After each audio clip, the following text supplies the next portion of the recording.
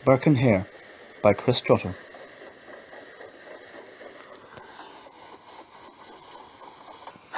So we're fugitives from the law. Well, it was fun while it lasted. Fun? Is that a joke? We're finished, Burke. We should have just been wine merchants. What do we know about wine? I should never have asked you for your help in the first place.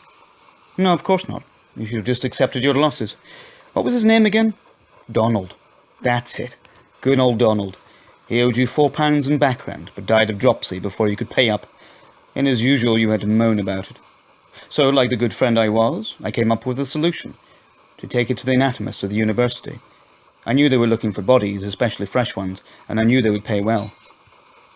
I remember I asked for Professor Monroe, but that idiot junior we spoke to sent us to Knox instead. Maybe it was fate. £7, 10 shillings. And what would you know, I gave you the bigger half to cover your rent. Wasn't that kind of me? I said, wasn't that kind of me? Yes, that was kind of you. You're welcome. And that's how it all started. I'd never seen a dead body before that day. It was surreal, like a bad dream I couldn't wake up from, and I still haven't. I remember it like it was yesterday, ordering up the coffin, knowing full well what we were doing. Sneaking the corpse out at night, refilling the coffin with bark from the tanners. It was like an adventure. It's not the word I was going to use. But I was definitely looking for something when I left Ireland. Margaret and I wanted to start a new life. An honest life. It was her idea to set up the lodging house in the West Port. I looked hard for a good job, but I got nothing. So I helped Margaret instead. You said I moaned to you about the loss of revenue, but you would moan too in my situation. Every penny counted. You think I don't know that? When I left Ireland here, I didn't just leave a country. I left a wife and 2 children. I had to work all day just for it to be frittered away on food and school fees and all the other boring things in life. My hard-earned money going towards keeping those irritating little children alive, and a wife who could barely cook. Then I found Helen, Miss MacDougall from Edinburgh. She was hankering to go back, and I wanted to go with her. When I left Ireland here, I was looking for an adventure, and by God did I find one. You may curse the day you met me, but for me it was a revelation. A revelation of what? Of my resourcefulness. And what is it now? A revelation of my survival skills. Aren't you going to miss it all? Dear Helen and those lucrative meetings with the renowned academic Robert Knox. Yes, I am. But life moves on, doesn't it? Until somebody comes along and snuffs it out. Let's reminisce. We know it started with Donald, but that old Miller Joseph, now that's where it really got going. And you can blame me all you want, but again, it was me who got you out of a scrape. I was trying to save the reputation of your lodging house. Joseph was sick, had a bad fever. The word got around that not only one person, but 2 people had died of disease in your lodgings, then nobody would ever stay there again. So you smothered him with a pillow. I suppose it was kinder. Exactly. We took him to Knox as well. Got a bit of payment for him this time. 10 whole pounds. And then that was when I realised just how much money we could make out of all this. Those idiots trying to dig up corpses. Resurrectionists. Too risky. And murder isn't. Well, with murder you don't have vultures waiting to pounce on you every time you dig up a body. Nobody knows you're quietly murdering someone in a house. Yeah, except the murderers. I feel sick. Do we need to talk about this? It was a good method we had. Yes, it was, wasn't it? Ensuring that no marks appeared on the body, making it look like a natural death. I wonder if Knox ever suspected what we were up to. If he did, he never said anything. Maybe he needed the bodies as much as we needed the money. It's funny what people will do to survive, isn't it? Remember our 3rd victim, the salt seller, Abigail. Abigail, yeah. I wonder how much money she would make, and what she might have been willing to do for an extra £10. That's why she was selling salt in the first place, to supplement her pension. Poor old woman. I suppose you're going to say what we did was kind. I'm sure we did. She'd have come up in Gimbleton every day just to sell a bit of salt. I first met her on the high street. She looked haggard and tired, and although I didn't really need any salt, I felt sorry for her. She reminded me of someone I knew in Ireland once. I met her again a few days later, and I bought her a drink. We sat talking for a long time about her family, what she'd done in the past, Yeah, but you weren't really listening, were you? You were charming her, you manipulative bastard, making her trust you. I remember when you told me about her, you said it was a perfect opportunity. Okay, it was my idea to bring her back to the house and ply her with alcohol, but I take comfort in the fact that she clearly had a wonderful time before she died. Too drunk to walk home. It would have been a long one in her condition. And you had to use the tea chest. Margaret loved that chest. Never heard the end of it until I was forced to buy her a new one. I'm sure she loved your chest as well. You know what really upsets me about all this? Do tell. What Margaret did. Ah, yes. And the sad thing is, she did it for me. She did it for me. We'd had an argument. I said she didn't work hard enough. It wasn't true. I was just tired a lot of the time. Or she was just tired a lot of the time. She missed Ireland, missed her family. I sometimes forgot how hard it was for her. I came home that afternoon and the first thing Margaret did was welcome me with a big hug and a kiss. We made up. And then she told me she had something to show me. We went to one of the upstairs rooms. And there she was, just lying on the bed asleep. I could smell the whiskey. "She's all yours," said Margaret. I started to cry. Not through joy, but through the realization that this was my fault. Margaret was showing me that she could work hard. I put the mattress cover over her face and left her. When I returned in the evening, she was dead. I remember climbing those stairs. My legs were shaking. My stomach was tight. I think I was sweating too. When I pulled back that cover, I knew she was a corpse. Her lips were blue. I came to find you after that. After we'd taken the body to Knox, I didn't go home. I went for a long walk.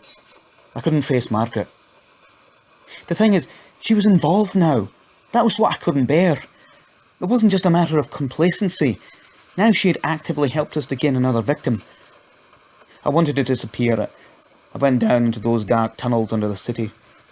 I wandered along the passageways with their stench of death and despair. I realised that I was not any better or well off than these wretched souls who squatted down here. This was where I belonged. I found a corner to hide in, pulled my knees up to my chest and wept. I don't know how long I was there for. Time just faded away into insignificance. And then somebody approached. I looked up as a face materialised out of the shadows. It was you. You'd come to find me. Because we were both in it together. I was your friend. I wasn't going to abandon you. I still am your friend. This isn't over yet. You're talking like it is. Anyway, next up was Mary Patterson and Janet Brown. God, Mary Patterson. She had the most beautiful red lips I've ever seen. I could have kissed them all night. But this was business. I met them in a tavern in the Canongate. It was around about 11 o'clock by the time we left. I told them I wanted to take them home for some breakfast, but Helen wouldn't have liked that, so I took them to my brother's house instead. He followed me a month after I had left Ireland. He was just leaving for work when I arrived, and said I could use the house to entertain the ladies. We'd brought whiskey from the tavern and started drinking it then and there. Dear Mary was soon out for the count, and I finished off the whiskey with Janet. But then all hell broke loose, because Helen found you. Yes. It was not a pretty scene. The stupid woman thought I was having an affair. She burst in through the door, ranting and raving, screaming at me like a lunatic. I gave as good as I got. I threw a glass at her. It hit her just above the right eye, cutting her badly. But that put a stop to the row. Poor Janet was terrified. She swore to Helen that she didn't know I was married, and then scarpered. Helen left too. I thought she was going to go after Miss Brown, but instead she came to our lodgings. She was in quite a state. She demanded we go with her at once. Yes, why did she get you and Margaret involved? I think it was just for support. Well, if you recall, I had to explain everything and then beg forgiveness. Do you remember Helen's answer? Yes.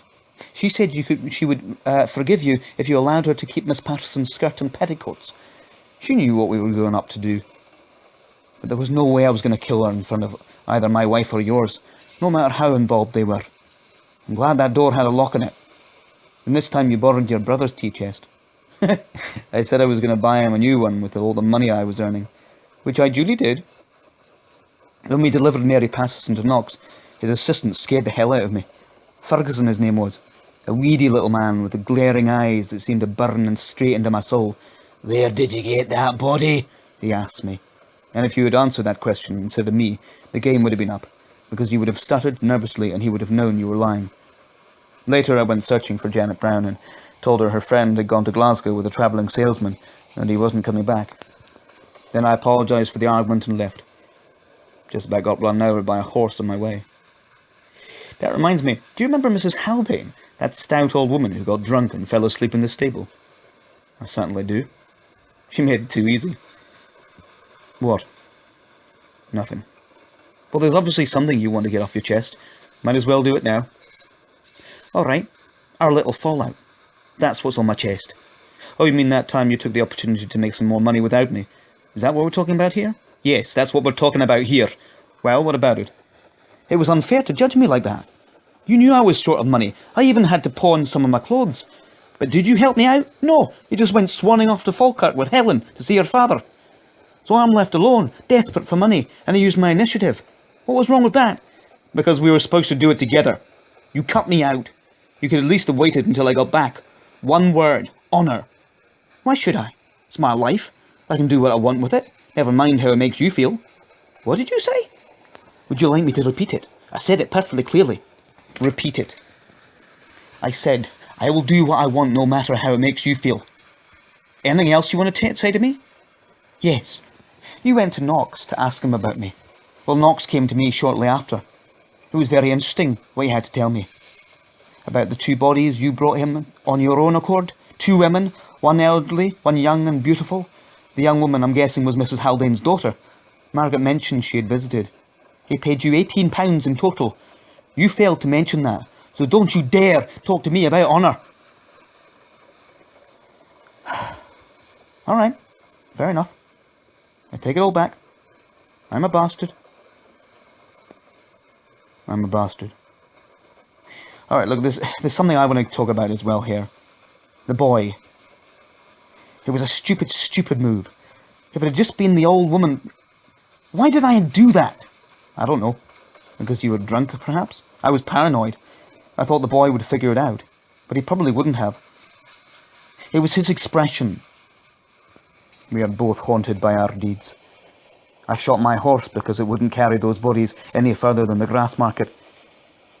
Maybe it was an omen. What do you mean? Do you realise where it stopped? No, where? Where the gallows usually stand. It stopped right there. Burke, if we get caught, don't think like that. Do you hear me? That's not going to happen. I told you I have a friend in London who can help us get a boat to the Netherlands. We'll be well out of the country before any hangman can put a noose around our necks. The police have arrested Margaret.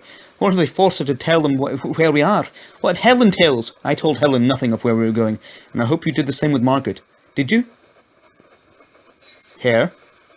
I had to tell her, in case she wanted to follow. What the hell have you done? No, what have you done? You're the one who hid Mary Doherty in the straw at the end of the bed instead of getting rid of her immediately. The Greys found her, didn't they? Yes! All right, it's my fault. All of this is my fault. I just wanted money here. I wanted to live like a rich man. But now... Oh, God! I'm sorry, Hare. I'm sorry. I know you're scared. Well, if it makes you feel any better, I've been scared for months. I can't sleep at night. I see that boy's expression in my dreams. I can't sleep in the dark. I need a candle by me. That and a bottle of whiskey to knock me out. I'm a monster, a pure monster. That's why I take opium, to ease my conscience. I once said of those people we took from the tunnels that no one would miss them. No one's going to miss us when we're dead, but they will remember us as the murderers that we are. I don't want to be remembered as a murderer, and I can't hang. I can't die like that, in front of a huge crowd, all cheering our sickening deaths. I won't let it happen that way. I'll do anything to avoid it. What are you thinking? Nothing. If you're thinking of betraying me, don't you dare turn King's evidence. Do you know why I came to Edinburgh?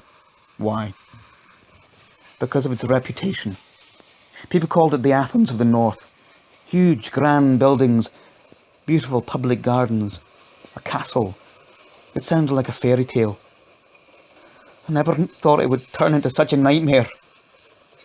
Margaret and I used to walk on the crags when we were first arrived and look out over the city. And we saw the castle and the gardens and the cluster of houses clinging to the side of the hill. I used to think the houses looked safe and secure, as if they had chosen to be there. As if they had found their own little nook and settled there. Time went on, though, those houses started to represent us. Not settled safely, but rather clinging on for dear life. Just waiting for a giant boulder to dislodge us. I think that boulder is coming. Like I said, I came to Edinburgh because of Helen. I didn't care about my family. They were old. I wanted something new. A new place, a new woman, a new life. But I too had heard of Edinburgh. I heard about the many inventions and forward-thinking men like Adam Smith and David Hume, and about the leaps forward in medical science. I wanted to be a doctor once. I wanted to help people, but I wasn't smart enough. That's why when I arrived in the city, I first thought of body snatching, to help the doctors help the sick. I walked past Greyfriars one night. It was late. There was no one around. It was so quiet. I stood looking in through the gates, looking at all those graves. It seemed like a waste. Why bury them for no one to see when you can give them to science to study for future generations? So I came back the next night, but not to the main gates. I found a way over the back wall. I came off from the west port, armed with a shovel wrapped in a huge length of muslin and a dark lantern. I went looking for a new grave.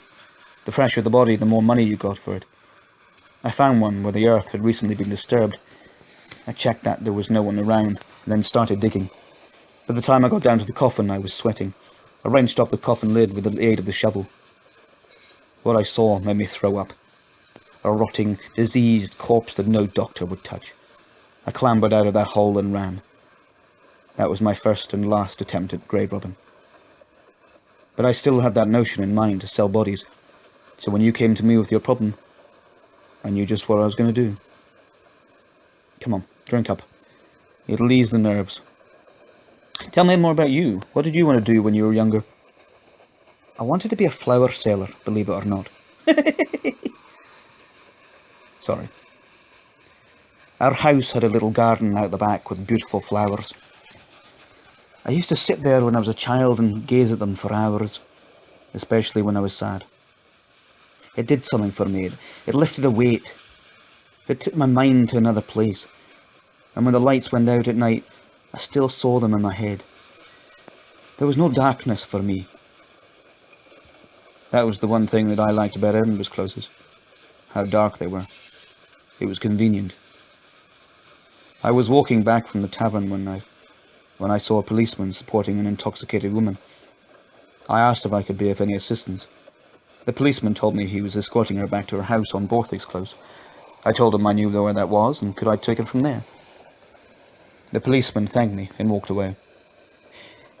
I took her not to Borthwick's Close, but to the remains of Mary King's Close just off Coburn Street. Very few people lived there anymore. It was a mess and very dark. I stood behind her. I took my right hand and placed it over her mouth like so. I held my hand there until her body collapsed into me. She made no noise, perhaps a little gurgle, but nothing audible.